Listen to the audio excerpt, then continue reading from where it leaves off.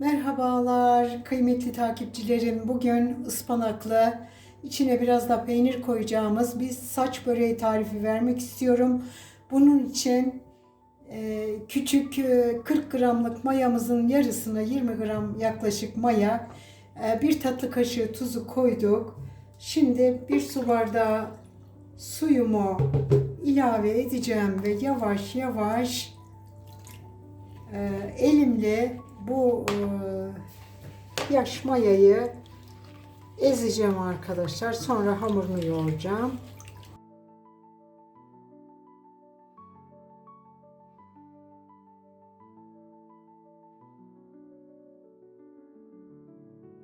Yeni yapan arkadaşlarımız rahat yapabilsinler diye 2 su bardağı su koydum ben. Mayamızı koyduk, tuzumuzu koyduk arkadaşlar. Şimdi unumuzu ilave edeceğim. Biraz unum var. Yavaş yavaş ilave ediyorum. Şöyle karıştıra karıştıra ilave edin.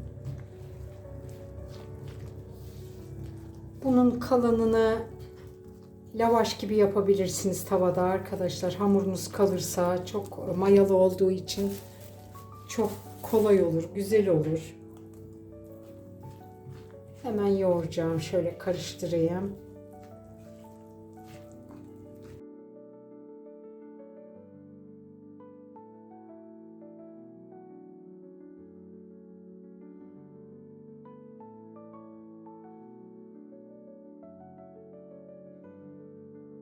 Hemen bezimi çekeceğim.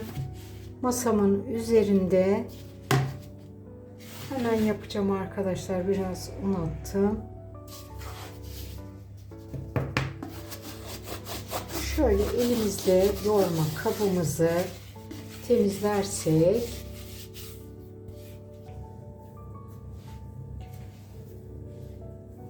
hamurumuzu yoğurduk. Şöyle ele yapışmayan yumuşak bir hamur yaptık. Şimdi hamurumuzu küçük parçalara ayıracağız. Yarım ay şeklinde yapacağım arkadaşlar. Buna çoğu yerde, bazı yerlerde gözleme diyorlar ama bunun asıl adı saç böreğidir arkadaşlar. Yarım ay şeklinde. Gözleme genelde büyük kare şeklinde yapılıyor. Şöyle minik minik alıyorum ben. Gerekirse elinizle kopararak eşitleyebilirsiniz. Şundan biraz alayım.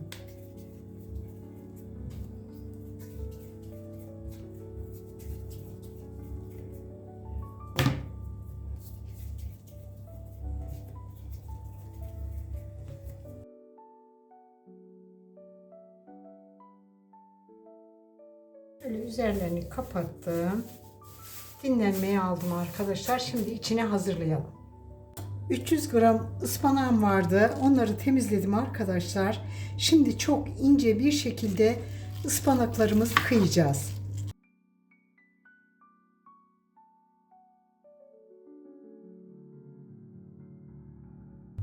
Ispanaklarımızı incecik doğradık arkadaşlar, görüyorsunuz. Şimdi hemen soğanını doğrayacağım. Bir tane orta boy soğanım var arkadaşlar. Onu da hemen doğramak istiyorum. Rendeleyebilirsiniz ama ben bu tür böreklerde çok ince ince doğramayı seviyorum arkadaşlar. Yani doğrayabilirsiniz, doğrayın ama rendelerseniz de yeter ki soğan olsun. Hiçbir mahsuru yok.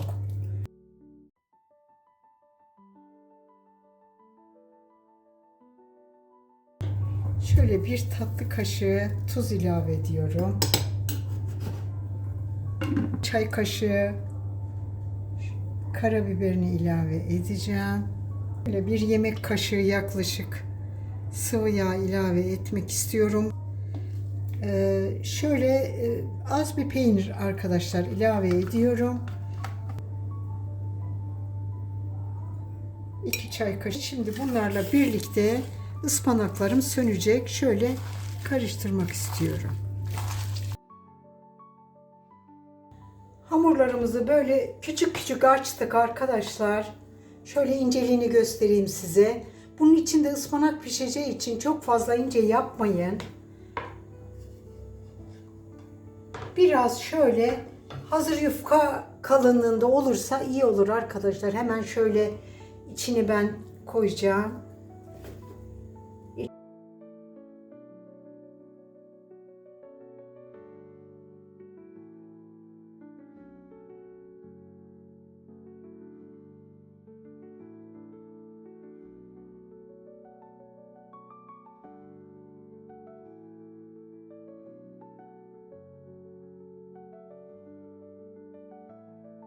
Hemen kapatıyorum. Şöyle kenarına parmaklarınızla şöyle yaparsanız kapanacaktır. Hamur zaten kulak memesi dedik. Ben kesmiyorum uçlarını. Çünkü pişireceğim arkadaşlar. Böyle tamamlayalım. Böreklerimizi tavamızı ocağımıza koyduk.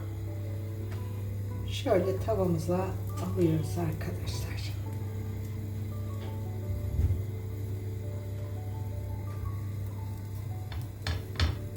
Ben ikili bir şekilde pişireceğim.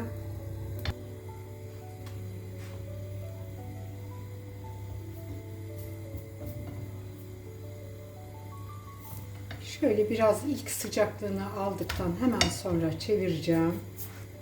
İsterseniz bunları tereyağla yağlayabilirsiniz. Çıkabiliyor. Tekrar çeviriyorum. Normal kızarıncaya kadar arkadaşlar alt üst yaparak pişirelim. Böreklerimiz pişti arkadaşlar. Bunu hemen kabımıza alıyoruz. İçi yetmeyen hamuru da arkadaşlar içimiz kalmadı. Ben de bu boş zaten mayalı hamur. Şöyle hemen açtım, lavaş yapayım dedim. Yani kalan hamurları da böyle değerlendirebilirsiniz arkadaşlar. Görüyorsunuz ne güzel kabardı. Çevireceğim. Tabii yuvarlak oldu, çevrilmiyor.